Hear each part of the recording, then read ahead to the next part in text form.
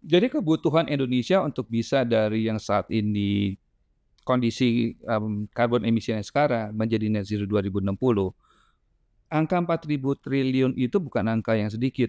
Dan even nggak bisa untuk misalkan satu atau dua financial institution aja yang memberikan kontribusi, gitu kan.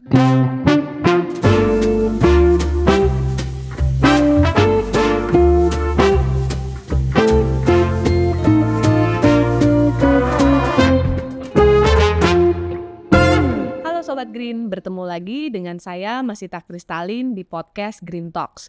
Podcast Green Talks ini membahas berbagai isu sustainability dan ekonomi pembangunan di Indonesia. Dan pada kesempatan kali ini kita sangat beruntung kedatangan Kak Nathan Kristianto, Board of Management dari Bank SMBC Indonesia untuk membahas peran perbankan dalam keuangan berkelanjutan. Halo Kak Nathan, apa kabar? Pagi, ya Kasita, ya. Terima kasih untuk undangannya ya. Senang sekali bisa datang ke Kata Data Green Talk hari ini. Iya. Nah, Kak Nathan boleh cerita sedikit gak sih role-nya di Bank SMBC itu apa? Dan kan kita taunya BTPN ya. Ya, Sekarang itu udah merger dan mungkin namanya udah ganti ya, Kak? betul. Mungkin sedikit perkenalan dari kami dan saya mewakili Bank BTPN. Jadi per tanggal 2 Oktober kemarin secara resmi Bank BTPN berubah nama menjadi Bank SMBC Indonesia. Dan ini dipastikan akan lebih banyak lagi aktivitas-aktivitas terutama yang terkait dengan green ya, yang kita akan coba bawakan lebih besar lagi. Nah, salah begitu banyak dari aktivitas korporasi di SMBC Indonesia ini yang mungkin nanti saya bisa cerita lebih banyak lagi untuk aktivitas-aktivitas baik itu green ya atau pembiayaan hijau gitu ya, dan juga bagaimana satu lagi aspek S-nya yaitu inklusi keuangan. Nah, Sobat Green, kita kan ingin mencapai Indonesia emas di tahun 2045. Dan tentu saja untuk mencapai target itu bukan hanya pertumbuhan atau GDP per kapita, tapi juga kita mempunyai target-target lain ya yang terkait dengan ESG dan juga inklusivitas tentunya. Pada kesempatan kali ini kita akan dengan Kak Nathan membahas lebih jauh sebetulnya peran perbankan itu untuk membantu ke arah inklusivitas dari pembangunan Indonesia hingga 2045 itu bagaimana? Kalau kita lihat data NDC untuk mencapai NDC Indonesia di 2030 itu membutuhkan lebih dari 280 miliar US dollar ya. Jadi lebih dari 4.000 triliun, mungkin hampir mencapai 4.500 triliun dengan dolar saat ini. Jadi sebetulnya jumlah investasi yang tidak main-main. Dan di Indonesia sendiri kalau kita melihat sektor keuangan ya Kak Nathan, sebetulnya sebagian besar dari aset keuangan kalau di Indonesia itu masih banyak berada di sektor perbankan ya. Ya. Nah, karena itu kita ingin membahas peran sektor perbankan dengan Kak Nathan hari ini. Kalau kita lihat misalnya nih pendanaan di berbagai negara nih Kak Nathan, Indonesia, kemudian Filipina dan Malaysia, itu kita bisa lihat bahwa Indonesia udah mencapai 28% nih dari tahun sebelumnya. Jadi udah di 1,6 miliar dolar ya. Nah, kalau boleh cerita, SMBC kan banyak bergerak di berbagai negara ya di Asia. Kemudian banyak juga fokus ke negara berkembang. Nah, kalau melihat perkembangan dari keuangan berkelanjutan di region kita, Kak Nathan ngelihatnya gimana nih peluang-peluang untuk Indonesia sendiri? Ya, oke. Sedikit saya coba mulai dari SMBC itu aktivitas kita gitu ya di global maupun juga di region ASEAN, dan juga nanti saya coba akan tambahkan juga aktivitas kita di Indonesia dalam konteks green tadi. SMBC itu secara grup adalah top 20 largest bank di dunia. Jadi salah satu bank 20 besar bank terbesar di seluruh dunia. Saya gambarkan bahwa SMBC total aset yang terakhir adalah itu angkanya 250 triliun Japanese yen. 250 triliun Japanese yen kalau saya convert gitu ya ke rupiah, itu hampir sebesar 26.000 triliun rupiah. Saya gambarkan GDP Indonesia per tahun itu 22 sampai 23 ribu triliun. So that's the size of SMBC secara global. Nah, kita tahu bahwa SMBC memang saat ini orang melihat banyak sebagai bank Jepang. Memang kita berakar dan bertumbuh mulai dari Jepang. Tapi kita melihat bahwa untuk mendapatkan growth gitu ya, yang lebih besar lagi, kita harus keluar dari Jepang. Karena memang kita tidak pungkiri bahwa ada di Jepang itu jumlah populasinya juga menurun. Makanya itu kita mencari market di luar Jepang, kita mulai bergerak. Nah, Asia, terutama ini ASEAN adalah salah satu negara yang kita memang fokus untuk bertumbuh. Di situ kita ngelihat bagaimana kita membawakan SMBC di luar Jepang, ya, yaitu salah satunya adalah di Indonesia. Nah, pada saat kita keluar dari Jepang, kita juga bawakan nih konsep-konsep yang green-nya itu tadi. Nah, SMBC itu kan memang sudah menjadi kita mengikuti konsep-konsep green itu udah lama. Kita mulai dari yang namanya Equator Principle yang mulai diintroduce, jadi mulai diperkenalkan oleh IFC pada saat itu. Kita mulai dari Equator Principle, kita udah mulai jalankan. Kemudian kita juga bawakan lagi SMBC juga sudah menjadi bagian dari Net Zero Banking Alliance. Ya, nah komitmen ini yang kita bawa ke Indonesia. Jadi SMBC itu kita berkomitmen dalam pembangunan berkelanjutan di Indonesia. Nah itu yang kita ngelihat bahwa Indonesia itu secara potensi growth besar. Dan juga untuk kesempatan untuk kita bawakan konsep green di Indonesia juga besar gitu. Yang itu yang kita lihat. Ya tadi misalkan 1,6 billion US dollar potensi itu. Saya rasa angkanya bisa lebih besar lagi. Kalau kita ngelihat secara keseluruhan apa sih yang Indonesia butuhkan untuk membawa mulai dari yang kondisi yang sekarang menjadi bisa komitmen dari pemerintah itu net zero pada tahun 2060 atau lebih cepat. Ya. Jadi memang dengan IFC itu dari awal memang sudah cukup dekat ya mengenai isu green ya. Setidaknya prinsip-prinsip IFC sudah mulai diaplikasikan juga di SMBC. Betul. Dan juga sebagai Bank Jepang itu saya merasakan sendiri di space green itu kita punya angle Asia yang berbeda sebetulnya ya. Kalau kita bicara bank yang dari Eropa misalnya, mereka kan sudah menjadi advance economy di periode yang udah lebih early daripada region kita ya. Jadi memang banyak aktivitas yang kita perlu lakukan untuk mencapai NDC kita itu yang udah beda dengan negara maju misalnya di Amerika atau Eropa. Misalnya di region kita punya banyak transition activities kan. Betul. Yang memang belum eksis, sudah tidak eksis lagi di sana. Mereka udah transisinya udah lebih duluan. Betul. Gitu. Dan di region ini kalau boleh cerita sedikit, tadi kan berbagai ini ya, saya tertariknya dengan emerging market nih, karena kan memang emerging market ini pertumbuhannya paling tinggi di dunia. Pasti di atas rata-rata pertumbuhan dunia dan pastinya di atas pertumbuhan negara maju yang memang pertumbuhan ekonominya rata-rata udah stabilize. Betul. Nah, jadi the future of carbon emission and growth itu sebenarnya adanya di emerging market. Jadi kalau mau men-tackle target net zero 2050, NDC 2030 yang tinggal 5 tahun lagi, itu sebetulnya memang pie besarnya itu ada di emerging market ya. Betul. Nah, boleh cerita nggak Kaneten kegiatan SMBC nih dalam rangka keuangan berkelanjutan di emerging market di kita, misalnya sektornya apa sama di setiap negara, kemudian bagaimana sih memilih target sektor atau target market dan mungkin instrumen yang dipakai gitu ya, apakah semuanya seragam atau berbeda-beda yang di region kita? Oke. Kalau kita ngelihat memang kalau emerging market ya itu di ASEAN gitu ya, kita harus coba ngelihat realitas gitu. Realitasnya adalah emerging market itu kita mulai dari sesuatu yang kita mampu dan kita punya gitu ya. Makanya saat ini kalau dilihat keseluruhan misalkan dari sumber listrik gitu ya, masih banyak sumber-sumber listrik kita yang di region ya, kita ngomongnya region loh, di lainnya Indonesia yang masih menggunakan batu bara sebagai sumbernya. Dan itu memang kita berangkat dari situ, apa yang kita mampu dan apa yang kita punya. Betul. Gitu ya. Dan nggak hanya di Indonesia, di surrounding misalkan di negara-negara lain yang kita gitu ya, apakah di Filipina, India gitu ya, itu juga masih punya seperti itu. Nah, yang kita akan bawakan SMBC di region ini adalah bagaimana kita membawakan mulai dari yang brown kita bilang itu transition menjadi green gitu ya, dan itu kan nggak bisa dalam waktu sehari, sebulan atau setahun gitu. Ada milestone, ada tahapan-tahapan atau stage yang kita perlu rubah, mulai dari yang ada sekarang menjadi net zero. Indonesia net zero 2060. Maka tadi yang kita bawakan adalah transition.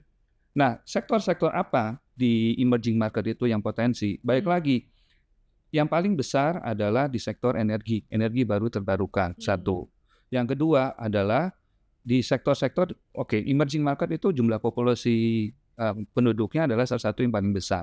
Di situ kita melihat bagaimana sektor yang kedua, yang energi yang terkait dengan transportasi, ya, itu infrastruktur yang terkait dengan public transportation dan lain-lain. Dua ini yang menjadi salah kontribusi terbesar dalam carbon emission, sedikitnya itu di Indonesia, gitu. Jadi dari segi sektor adalah dua ini yang kita jadi fokusin dari fokus yang gitu ya. terbesar lah. Ya, kalau kita bisa beresin itu, at least kita bisa cut carbon emission yang cukup besar yang kita bisa bantu untuk net zero-nya tadi. Itu. Oke. Nah, kalau kita lihat nih nilai penyaluran kredit perbankan ke sektor berkelanjutan itu data dari OJK, kita lihat angkanya terus naik ya di Indonesia. Di 2019 belum sampai 1.000 triliun, mencapai lebih dari 1.400, bahkan lebih dari 1.500 di tahun 2022 ya. Jadi memang sektor ini terus menggeliat dan terus bergerak. Nah, kalau SMBC sendiri di Indonesia, tadi kan kita bicara region dan kegiatan SMBC di region keluar dari Jepang. Kalau di Indonesia sendiri, aktivitas yang untuk mendukung keuangan berkelanjutan secara spesifik apa nih, Kak? Oke. Kalau kita diskusi mengenai keuangan berkelanjutan, pasti ada dua gitu ya. Jadi SMBC berkomitmen dalam pembangunan berkelanjutan. Kita menyasar dua aspek. Yang pertama dari aspek hijaunya, yang kedua dari aspek inklusinya, gitu ya. Kalau misalkan saya bisa mulai dari aspek hijau gitu ya. Kita itu balik lagi tadi ya, kita sudah menerapkan prinsip-prinsip hijau itu sudah mulai dari Equator Principle. Nah, kemudian kemudian kita kerjasama gitu ya. Kita ada kerjasama dengan banyak pihak-pihak lain gitu ya. Salah satunya IFC. Kita kerjasama dengan IFC itu sejak mulai tahun 2009 gitu ya. Dan pada saat itu BTPN itu masih bentuknya bentuknya bisnis kita tuh lebih banyak berkonsentrasi di tadi mikro, kecil, menengah, kemudian ada sejahtera produktif gitu ya, kemudian kita juga ada pensiunan gitu ya. Nah, itu yang awal. Kemudian tahun 2019 kita merger dengan SMBC Indonesia, kemudian kita tambahkan bisnis korporasinya gitu ya, masuk merger dan kita lengkap menjadi bank universal. Nah, portofolio green dan sosial di tempat kami bertumbuh saat ini sekitar 16 triliun gitu ya, dan terus setiap tahun kita tumbuh. Nah, itu yang kita, jadi balik lagi tadi ke pertanyaan, aktivitas kita di Indonesia dari segi berkelanjutan seperti apa? Kalau dari segi green, kita masuk tadi ya, masuk ke energi baru terbarukan, kemudian masuk ke pembangunan infrastruktur, public transportation, kemudian energi yang terkait dengan transportasi, pengurangan carbon emission. Saat ini memang udah marak mengenai pengembangan ekosistem electric vehicle. Ya, kita juga melakukan pembiayaan itu. Kemudian kita juga melakukan pembiayaan yang terkait dengan green property. Ya, kita juga melakukan pembiayaan mengenai misalkan juga air bersih, ya, pengelolaan air bersih. Kemudian juga ada lagi misalnya sustainability link facility gitu yang KPI base ya, yang kita bawakan juga ke beberapa industri-industri. Itu di sisi green. Di sisi sosial ya, itu kan kalau sosial kan bagaimana kita bisa menggarap atau bisa kita bisa menggapai gitu ya jumlah transaksi atau jumlah masyarakat untuk bisa memberikan akses ke bank lebih banyak. Untuk inklusi keuangan. Inklusi keuangan, betul ya. Jadi namanya istilah inklusi keuangan, betul sekali. Nah, kalau inklusi keuangan kan ada beberapa hal gitu ya. Bagaimana mereka bisa mempunyai account, mereka bisa bertransaksi melalui bank, mereka bisa mendapatkan produk-produk yang mereka sesuai, ya.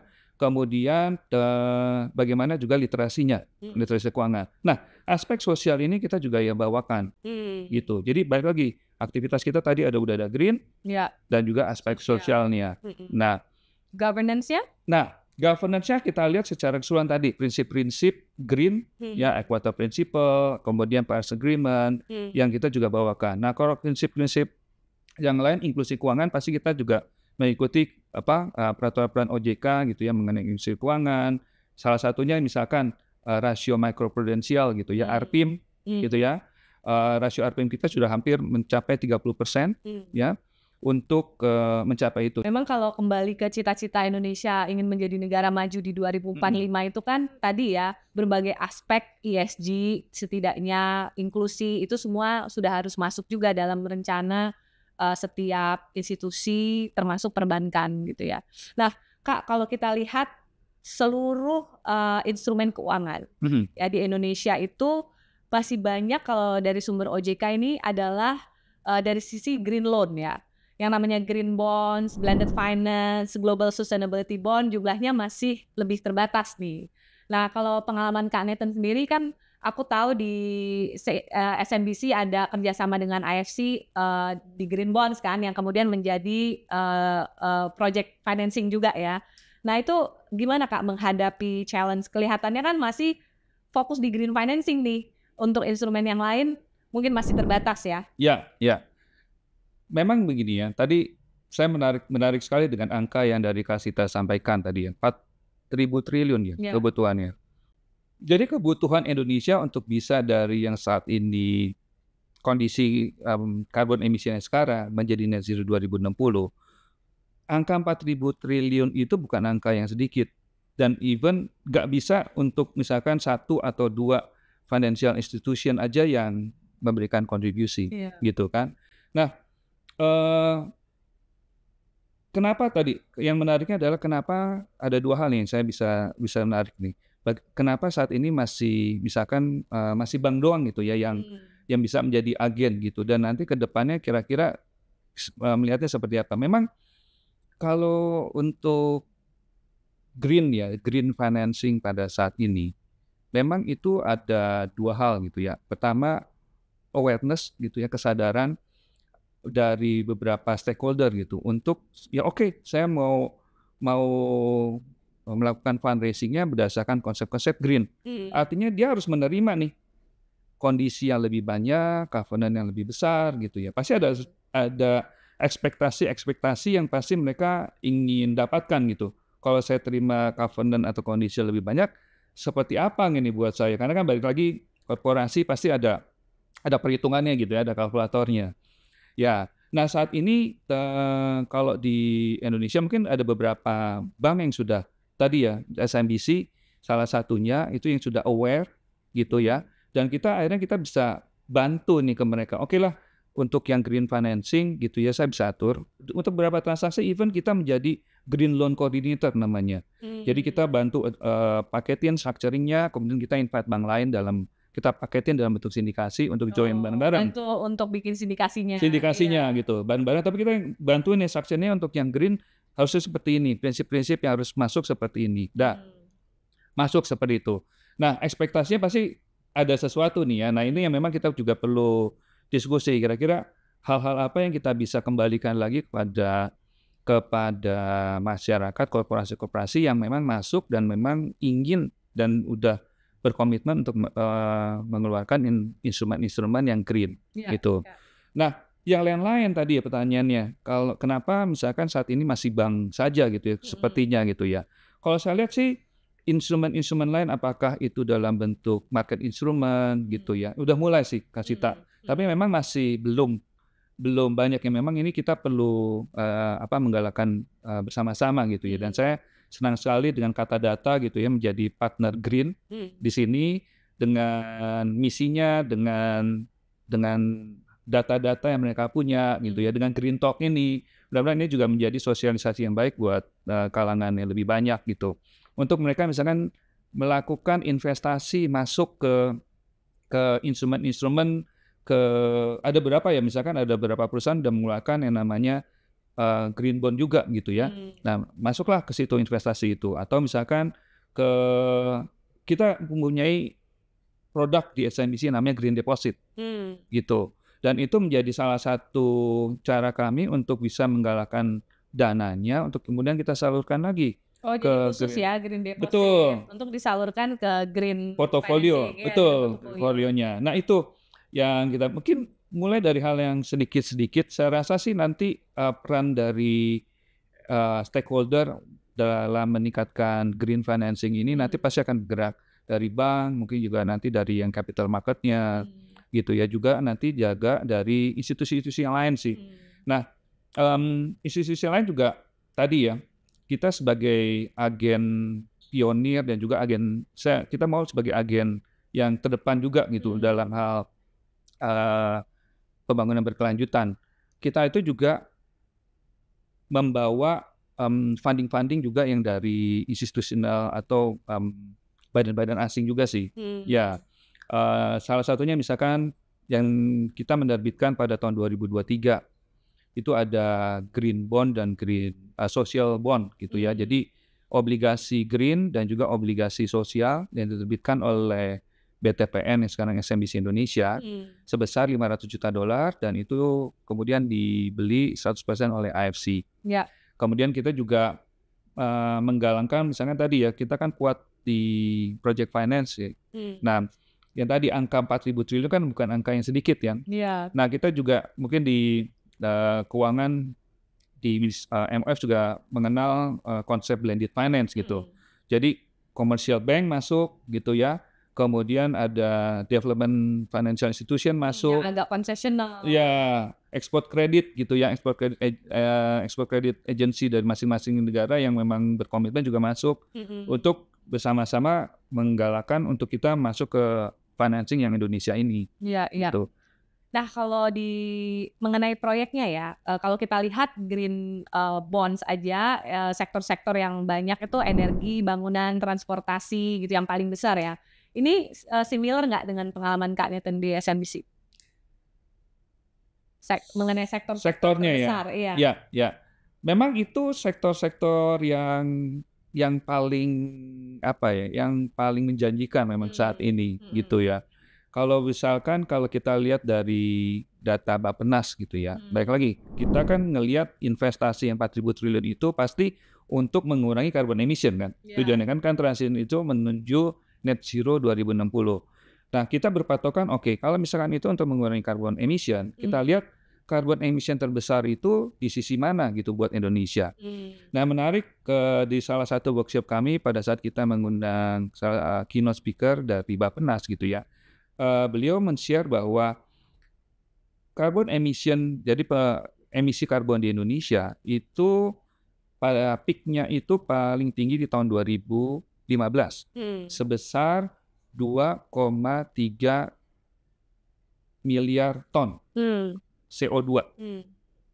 Kemudian pada tahun 2021 menurun setengahnya menjadi sekitar 1,1-1,2 miliar ton gitu. Masih besar tapi oke. Gitu ya, ada improvement. Ada improvement, betul. Nah, dari situ, baik lagi, setengahnya itu bentuknya adalah carbon emission yang dikeluarkan oleh energi sektor. Ada dua, yang tadi dari pembangkit listrik, energi baru, ya, terbarukan. Yang kedua adalah dari sisi transportasi, ya, energi yang terkait dengan transportasi, 50%. Kalau kita bisa menyasar ini aja, gitu ya, carbon emission yang paling besar kan. Nah, ini yang bisa mengurangi. Nah, itu sejalan dengan tadi datanya sih. Kalau misalnya carbon emission mulai dari pembangkit listrik misalkan, nah opportunity-nya adalah investasi di energi baru terbarukan. Nah, kemudian juga kalau misalkan yang tadi dari segi transportasi gitu ya, ada dua nih. Baik itu infrastruktur jalannya untuk untuk mengurangi kemacetan misalkan. Yang kedua adalah ekosistem untuk electric vehicle. Ya, dua ini memang saat ini sejalan dengan datanya. Itu adalah salah satu yang paling besar. Kalau contoh pendanaan di tiap sektornya apa? Kebanyakan project finance. Macam-macam. Kalau energi baru terbarukan memang kebanyakan project finance, ya. Ada juga yang lain. Project finance untuk membuat power plant gitu ya, pembangkit listrik yang baru. Ya. Ya. Kemudian yang kedua bisa juga project finance dalam membuat, misalkan ya kita lagi diskusi gitu ya dengan beberapa stakeholder mengenai yang namanya Energy Transition Mechanism (ETM). Jadi early retirement dari pembangkit listrik tenaga batubara. Gitu, bagaimana mereka ini kita bisa retire ya.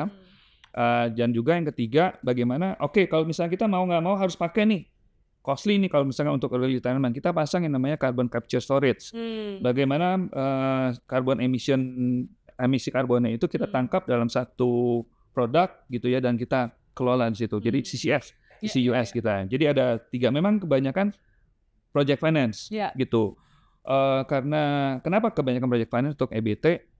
Karena memang total dana yang dibutuhkan besar sekali. Mungkin bisa digambarkan bahwa per megawatt dari energi baru terbarukan itu kan kosnya sekitar $1 juta sampai $2 juta tergantung bentuknya, gitu kan. Nah itu tinggal dikalikan aja seberapa banyak. Tergantung intermitensinya ya, karena nanti harga baterai dan kapasitas betul, baterai. Ya. Betul, perlu baterai atau tidak gitu. Memang tadi ya solar. Jadi proyek-proyek renewable energy-nya apa aja tuh Kak yang udah dikerjain di Indonesia? Nah proyek yang kita untuk yang EBT nih ya.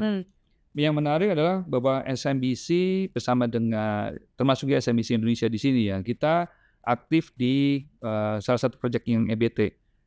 Mungkin yang kita tahu Pak Jokowi meresmikan ada 2 proyek besar gitu ya di 3 tahun terakhir. Dan kita senang menjadi bagian dari itu. Yang pertama adalah pembangkit listrik tenaga bayu atau tenaga angin di Sidrap di Sulawesi Selatan. Itu dengan kapasitas 75 megawatt dan pertama di Indonesia. Jadi orang dulu bilang mungkin nggak sih bikin pembangkit listrik tenaga angin di Indonesia? Mungkin gitu ya satu. Dan kita menjadi bagian dari situ. Yang kedua adalah yang menjadi proyek kebanggaan Indonesia juga adalah pembangkit listrik tenaga solar gitu ya, tenaga matahari yang terapung gitu di Waduk Cirata. 145 megawatt gitu, dan ini menjadi yang terbesar di ASEAN gitu. Ini menarik ya, karena kan pembangkit listrik tenaga matahari itu menjanjikan. Cuman ya bahwa dia itu memerlukan lahan yang besar. Per 1 megawatt itu butuh 1 hektar gitu. Di Jawa mana bisa gitu kan. Nah, kita senang sekali bisa ada solusi bahwa ya udah kita taruh di waduk aja gitu kan. Karena nggak kepake juga. Nggak kepake juga gitu kan. Ada masuk itu 145 megawatt yang terbesar. Kita juga masuk ke beberapa energi baru terbarukan yang geothermal ya. Kemudian hydro power plant. Nah, itu memang energi baru terbarukan yang hydro di mana aja Kak yang terbesar? Hydro di Sumatera Utara. Ya, Sumatera Utara, dan itu juga kita dapat award di situ. Apalagi ya? Itu yang EBT yang saya ingat gitu ya. Kita dengar banyak sekali concern di negara berkembang, nggak hanya Indonesia. Kalau kadang-kadang tuh project finance atau financing green secara umum itu financing isunya is one thing ya. Tapi hal lainnya itu adalah mendapatkan pipeline project yang bankable. Tadi kan kadang-kadang butuh blended finance dan lain-lain. Nah itu Kak Nathan sendiri merasakan nggak sih bahwa tetap ada challenge dari sisi supply barang-barang green yang untuk mendapatkan financingnya pada saat ini secara umum lah di negara berkembang di mana SMBC beroperasi? Iya, memang. Kalau angkanya memang kita udah benar-benar ya, jadi dari kacamata planning kita udah bisa identify gitu ya. Dari angka itu untuk kita turunkan ke project-project yang langsung ada memang butuh waktu sih. Memang ada beberapa aspek untuk ke arah situ. Tadi balik lagi, apakah korporasi itu memang sudah aware dan mereka saya akan masuk ke dalam project-project green misalkan. Karena atau mempunyai transition plan. Atau transition plan gitu ya. Karena memang ini buat mereka juga costly gitu kan. Costly kalau memang saat ini sudah berjalan dengan baik gitu ya. Apa yang membuat saya lah saya rubah dan kita masukkan dalam bentuk green financing ini gitu. Pertama dari segi cost gitu. Yang kedua adalah cost ini bisa bisa dikompensasi seperti apa gitu ya. Makanya kan ada yang namanya carbon market kayak gitu ya. Pada saat mereka melakukan investasi lebih banyak di situ ya, karbonnya menurun gitu ya. Bisa nggak mereka melakukan monetisasi ini gitu ya? Apakah dijual ke carbon market atau misalkan ada some insentif yang lain gitu. Nah memang kalau balik lagi ke pertanyaan pipeline atau misalnya transaksi-transaksi dengan terkait green memang butuh waktu gitu ya. Karena tadi lagi proyeknya biasanya panjang, nilainya besar gitu ya. Dan ini membutuhkan ada begitu banyak stakeholder untuk masuk gitu. Baik itu mulai dari awal, mulai dari edukasinya, bahwa ini penting gitu ya. Kemudian nanti ada yang bantu untuk men-structure facility-nya gitu ya, mendesain fasilitasnya, ada yang masuk untuk ikutan financing-nya, kemudian juga ada yang kita juga mengenal ada namanya ESG rating juga gitu ya. Kalau misalkan kamu melakukan ini, saya hitung nih karbonnya pengurangnya sebesar ini gitu ya. Nah kemudian nanti ada stakeholder yang misalkan carbon trading-nya gitu. Dan saya gembira sekali bahwa di Indonesia sudah ada nih gitu ya carbon market-nya. Gitu. Nah itu untuk membuat bahwa pipeline atau transaksi green itu menjadi lebih cepat lagi sih. Iya, karena kan perusahaan sepertinya sudah mulai aware ya, awareness masyarakat terhadap green itu sudah tinggi. Tapi memang tidak semua negara punya compliance market yang meluas ya. Jadi setiap industri itu punya pledge dan target masing-masing karena memang mereka ingin transisi. Not necessarily karena mereka harus ya. Kan kalau di Europe kan EU ETS itu karena memang sudah ada broad-based compliance market di sektor industri. Betul. Sehingga pipeline project yang green juga memang jumlahnya sudah lebih banyak. Betul. Ya. Nah, sebelum pertanyaan terakhir, aku pengen nanya. Tadi kan kita ngomong volume, jenis financingnya, sektor gitu ya. Nah, sebetulnya yang dirasain Kak Nathan sendiri, ada nggak sih yang namanya greenium? Nah, buat Sobat Green yang belum tahu greenium itu apa, greenium itu semacam premium yang didapatkan kalau kita itu mengeluarkan instrumen yang green gitu ya. Jadi kalau kita instrumen biasa mungkin lebih mahal, instrumen green untuk memberikan insentif diharapkan itu secara biaya seharusnya lebih murah. Namun banyak sekali report yang mengatakan bahwa belum terlalu banyak yang merasakan adanya greenium atau kalaupun ada jumlahnya masih cukup terbatas nih. Kalau pengalaman Kak Nathan sendiri gimana? Ya memang konsep greenium itu memang sedang beberapa tadi ya stakeholder untuk coba bawakan dan push lebih lagi. Saat ini memang angkanya masih belum bisa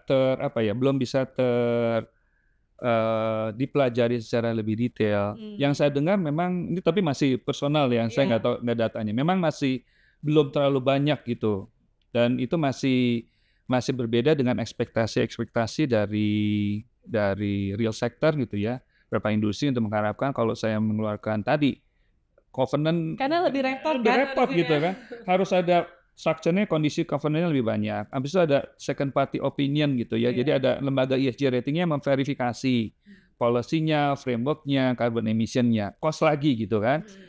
Nah, itu yang mereka harapkan, ya udahlah coba supaya saya bisa mengcompensate additional cost ini dalam misalkan biaya financing-nya lebih kecil gitu kan. Memang ya secara naluri pasti seperti itu. Tapi memang yang saat ini saya dengar belum terlalu banyak gitu. Yang ini kita coba push.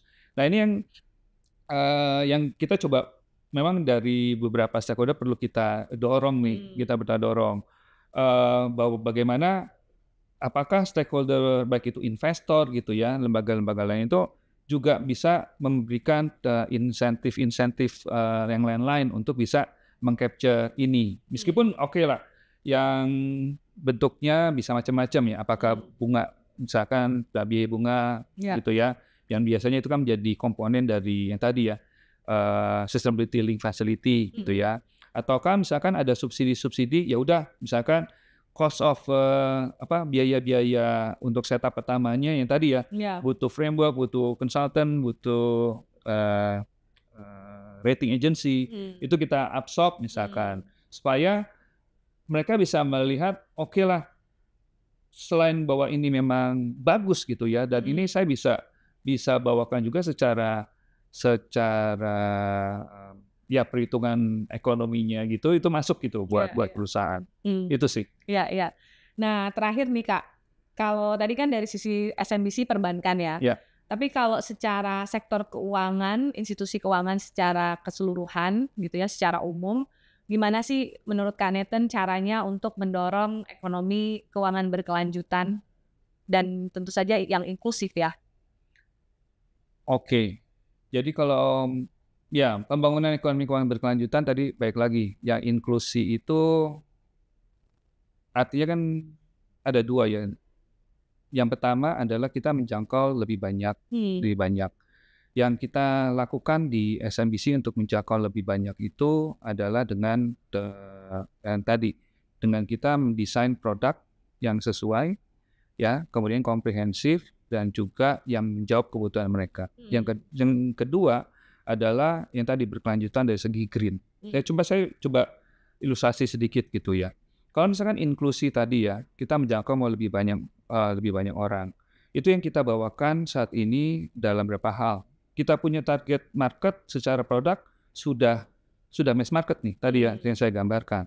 Tapi kan kebutuhan mereka juga terus bergerak gitu ya. Saya kasih produk yang sekarang gitu dan itu mungkin nggak sesuai dengan karena mereka beradaptasi gitu ya. Jadi bagaimana kita bisa membawakan produk-produk yang sesuai dan mereka bisa mengakses itu.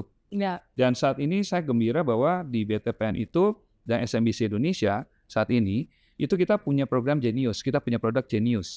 Ya, di mana kita luncurkan di tahun 2016 itu kita membuka akses digitalisasi kepada lebih banyak orang gitu. Nah, ini yang kita bawakan, kita mau kembangkan bahwa digitalisasi di SMBC Indonesia itu dari Genius dan kita bisa kembangkan ke hal-hal yang lain. Ya, inklusi tadi. Penting untuk ya, betul. Jadi kita bagaimana kita bisa men-serve yang tadi UMKM gitu ya, prasejahtera produktif. Ya, atau misalkan kita juga punya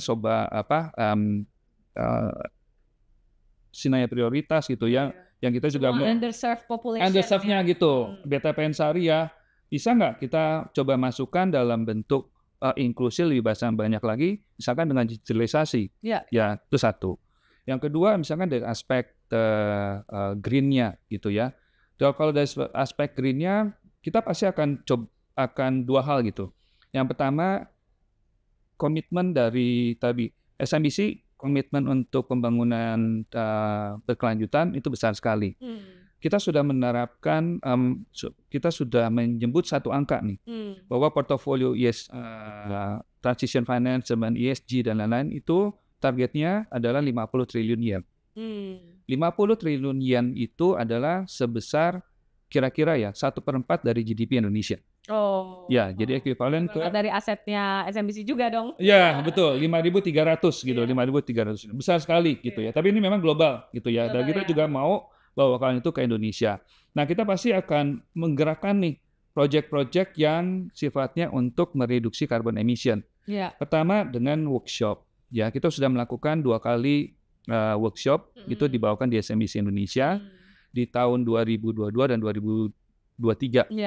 Ya, kita undang beberapa keynote speaker, apakah dari regulator gitu ya, Development Financial Institution, AFC dalam hal ini, kemudian planning Bappenas, kemudian juga dari SMBC sendiri dan juga dari lembaga ESG rating. Ya, sama-sama nih kita membahas banyak hal gitu. Dari segi energi, infrastruktur, kemudian investment opportunity dan bagaimana korporasi itu bisa mulai berpikir dan mulai melihat bahwa ini green project itu menjadi suatu hal yang mereka tertarik juga gitu untuk masuk dan juga berinvestasi di situ. Ya, nah itu yang kita bakal jadi mulai dari workshop, kemudian kita juga siapkan tim untuk diskusi. Kita regularly diskusi dengan beberapa pemain-pemain yang jadi memang yang di sektor yang masing-masing punya ekosistem ya. Betul. Untuk kita ini caranya seperti ini gitu ya. Mau financingnya ataupun juga kalau jadi cari partner.